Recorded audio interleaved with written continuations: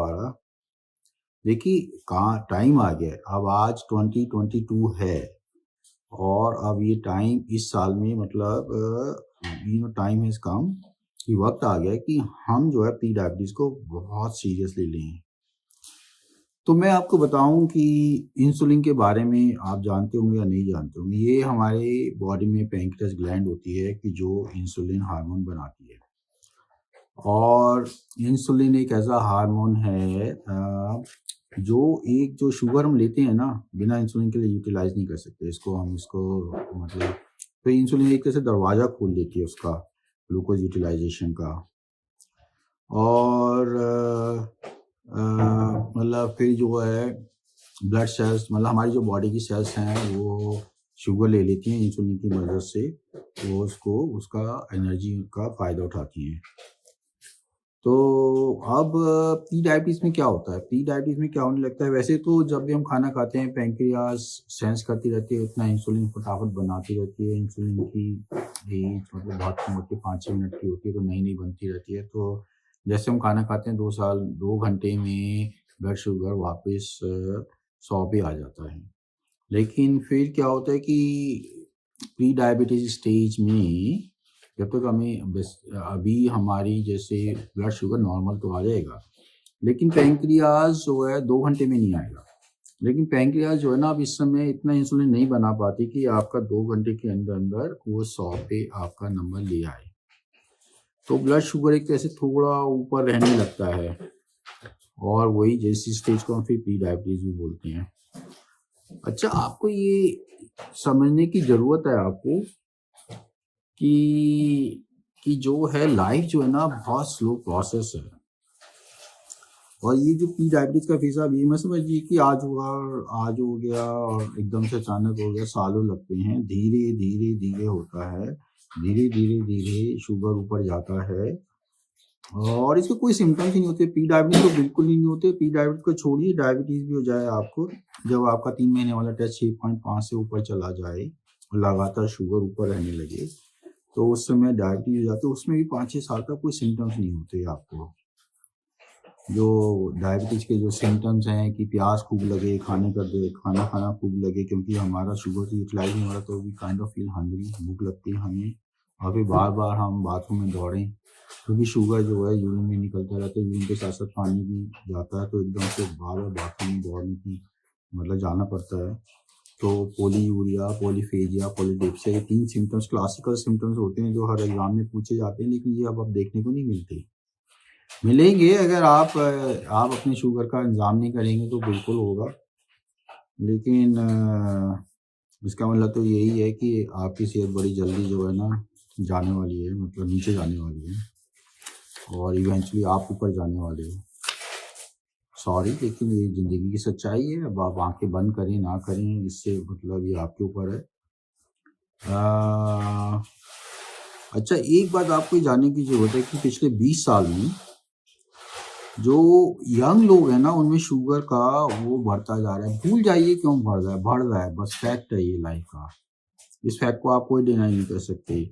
और 2022 में जो है ना, हमारा फोकस डायबिटीज़ को छोड़िए, प्री डायबिटीज़ पे होना चाहिए।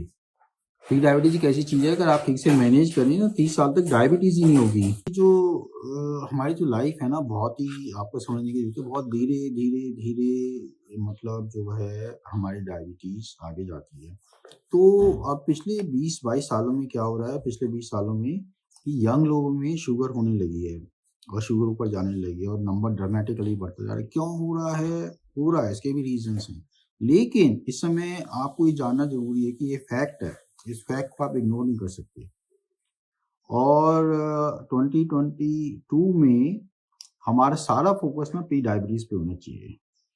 तो अगर प्री डायबिटीज़ को मैनेज कर लें, जैसा कि मैंने बताया कि आप डायबिटीज़ को 30 साल तक पोस्टपोन कर सकते हैं। डायबिटीज़ ही नहीं, उसकी होने वाली कॉम्प्लिकेशन को भी पोस्टपोन कर सकते हैं। और यूएस में हर हर 3 में से 1 व्यक्ति को प्री डायबिटीज़ है। और अगर यूएस में ऐसा है, तो मैं ये मानता हूँ कि इंडिया में भी ऐसा ही होगा। और आप माने ना माने, ये फैक्ट है। ये यूएस की स्टैटिस्टिक्स है। 80% पॉपुलेशन को, 100 में से 80 लोगों को ये नहीं पता कि उनको प्री डायबिटीज़ है। ये तो यूएस में ऐसा है और इंडिया में भी यही होगा। एंड सो पीपल जिनको डायबिटीज नहीं होती ना, उनका शुगर तो नॉर्मल रहता है। तो जो है, हाँ, इनको डायबिटीज नहीं है, लेकिन प्री डायबिटीज का मतलब है कि blood sugar higher than baseline जो 100 है वो होने लगती है, और वक्त के साथ साथ महीनों सालों में जाके फिर अगर आप कुछ ना करें तो फिर डायबिटीज हो जाती है, जिसमें आपका 3 महीने वाला टेस्ट 6.5 से ज़्यादा हो जाता है। ब्लड शुगर भी हाई रहने लगता है। कि जैसे मैंने आपको पहले चैप्टर में बताया था कि 6.5 का मतलब है कि आपका ब्लड शुगर करीब करीब 130-140 रहेगा, जैसे नॉर्मल 100 होता है, दैट इज मतलब 140 रहेगा फास्टिंग ब्लड शुगर। तो और फिर अगर आप देखिए, ये आपकी मर्जी है, सब डॉक्टरों को शिकायत है इंडिया में भी, और यूएस के जो डॉक्टर हैं उनको इंडियन पॉपुलेशन से शिकायत है कि कोई भी इंडियन हमारा दवाइयाँ नहीं लेना चाहता। वो चाहते हैं कि दवाइयाँ ना लेनी पड़े, अच्छा शुगर ऐसे ही कंट्रोल हो जाए, खाना कम कर देंगे, वेट लूज कर लेंगे, एक्सरसाइज करेंगे, ये करेंगे, वो करेंगे। वो तो जरूरी है, बिल्कुल जरूरी है, वो करना जरूरी है, लेकिन आप इतनी अच्छी अच्छी दवाइयाँ आ गई हैं, मैजिकल, मतलब अनबिलीवेबल। आप कितनी भी कोशिश कर लीजिए, आप बिना दवाइयों के नहीं रोक सकते इसको। और कोई बुराई नहीं है दवाई लेने में, दिया सेफ रिस्क और बेनिफिट देखिए, बेनिफिट्स आर ह्यूज और रिस्क ना के बराबर है।